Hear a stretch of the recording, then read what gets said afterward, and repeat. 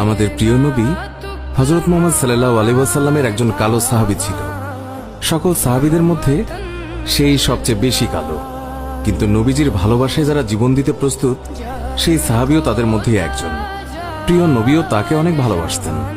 একদিন সেই কালো সাহাবীকে নবীজি বললেন, তুমি সারাক্ষণ আমার সাথেই থাকো, তাই আমি তোমার কাছে কিছু কথা জানতে চাই। তখন সাহাবী নবীজির কাছে মাথা নিচু করে বলল, হুজুর, আমার জান হাজির আপনার জন্য, আপনি শুধু বলুন কি জানতে চান। তখন নবীজি বলল, তোমার বিয়ের সময় হয়েছে, তুমি কি প্রস্তুত? কালো সাহাবী মাথা নেড়ে বলল, হুজুর, আমি এত কালো, আমার কাছে কে মেয়ে দেবে? নবীজি বলল, তুমি বিয়ে করবে কিনা বলো, তোমার জন্য আমি মেয়ে দেখব।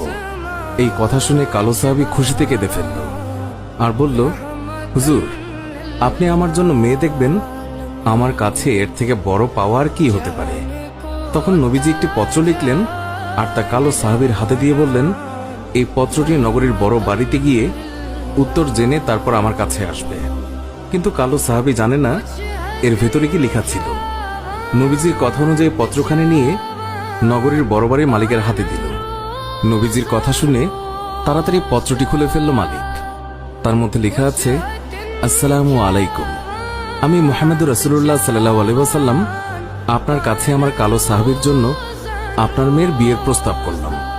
আশা করছি আপনি প্রস্তাব গ্রহণ করবেন এবং আপনার সুন্দরী মেয়ের সাথে আমার কালো সাহাবীর বিয়ে দেবেন। ইতি মুহাম্মদুর রাসূলুল্লাহ সাল্লাল্লাহু আলাইহি ওয়াসাল্লাম। বড় বাড়ির মালিক নবীজির কথা শুনে কেঁদে ফেলল। আমার একমাত্র মেয়ে, মদিনায় যাকে সবাই চেনে হুরে মদিনা বলে। কিতাবে আছে মেয়েটি এতই সুন্দর যার জন্য মদিনার সবাই তাকে হুরে মদিনা বলে ডাকত। আমি এখন কি করি? নবীজি বলেছেন, এটাই অনেক আনন্দের কথা, কিন্তু ছেলেটি যে অনেক কালো। বিভিন্ন চিন্তায় মালিক চিন্তিত। কালো সাহাবী বলল, নবীজি কি লিখেছেন? আমাকে বলেছে উত্তর নিয়ে যেতে। মালিক বললেন, নবীজি বলেছেন তোমার সাথে আমার মেয়েকে বিয়ে দেওয়ার জন্য।